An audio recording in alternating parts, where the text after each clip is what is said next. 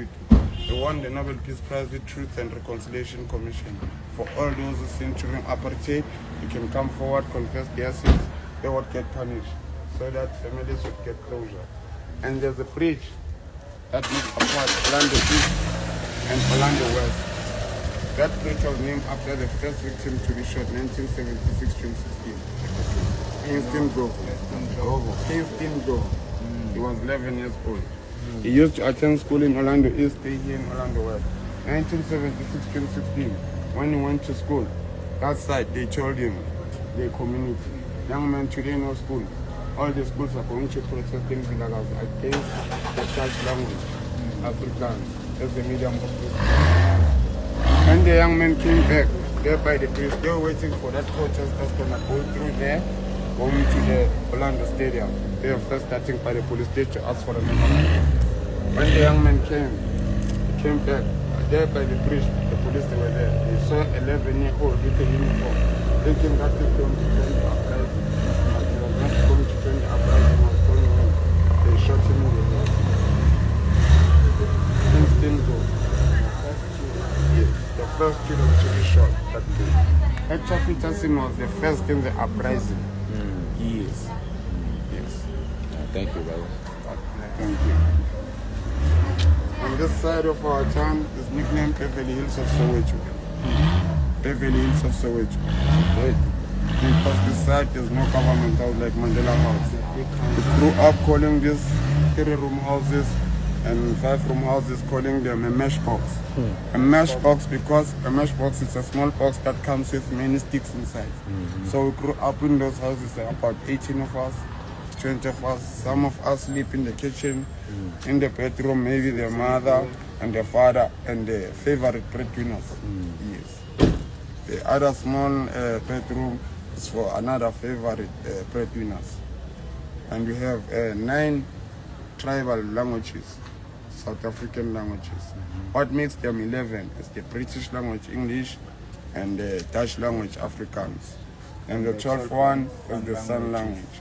So you know why it was easy to know those all 11 official languages. Let's say you are my cousin. Your father is married to a Xhosa. You see, you grew up in the same house. And your father is Tswana. And his mother is Xhosa. His father is also Tswana. Like your mother and his father, you are in the same family. Yes. And my also mother is married to Venda. We are all Tswanas because of the family. Yeah. And him also, the mother maybe, is married to the Swati. And also him, maybe the father is married to the colored or Africa or yes. So it's easy to know all the languages because when I talk to him as my cousin, I'll use Venda. When I talk to you, I'll use Xhosa. When I talk to him, Venda. So that's how it's easily, and we easily know our languages. So it was interesting you say that because me coming as us coming as Americans, when we walk through the community, we see all the young people knowing that they could know English, but I know like the English is, they would say it was broken because the American English is different from it's a different variation of the British English, the Queen's English, right? Yes. So as black people, that's like years and generations removed from like our communities in Africa, our families and ethnic, groups or tribes, as they would say.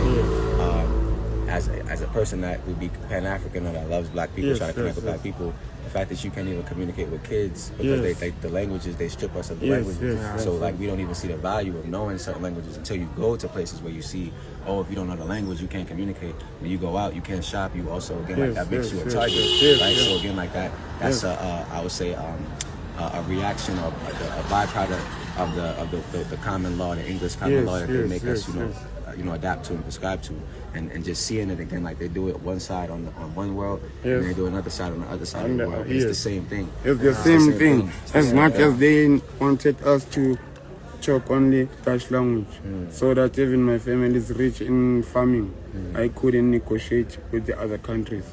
I could only negotiate with the Dutch. So that's why it's the same. You say it in this I don't believe in accidents and coincidences, right? So my mother's name, I was telling the brother up the street, my mother's name is Makiba.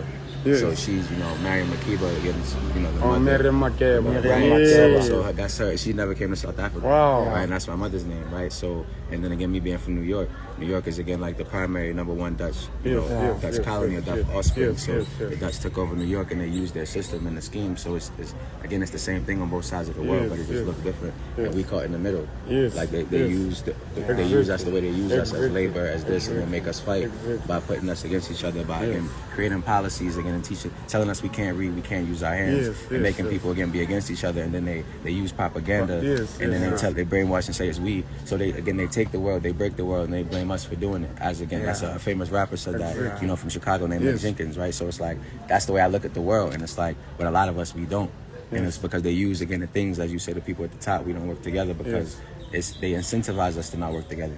And they incentivize, they make us, as we learn and listening to the different songs, again, Zulu historical apartheid songs, everything from even, again, the Serafina songs, right? So it's like these things, again, like they're scared of black skin, and they don't want us to communicate, right? But again, like then they brainwash us through colonization, because the first thing to colonize is your mind. When I make you want to be like a European, or when I make you feel like African or black is inferior, it's done. Like, and you don't ever have to do anything else, like it's already done right there. When I'm wearing my traditional clothes, like the cow skin, I'll be like, when I'm wearing my cow skins and my traditional, they'll be like, it's not a traditional day. Is he out of his mind? And us, they were not only uprising Africans as medium of instruction.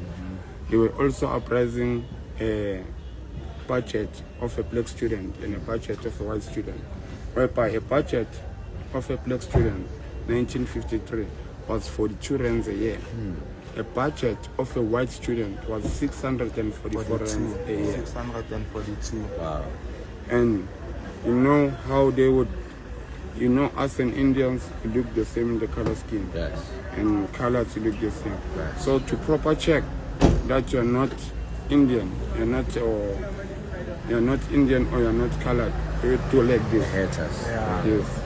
If it sticks, you're black. If it doesn't, you're Indian color. Even if your family afford to take you to that school because it's a proper educational school, but they would say no, you are black. Yes.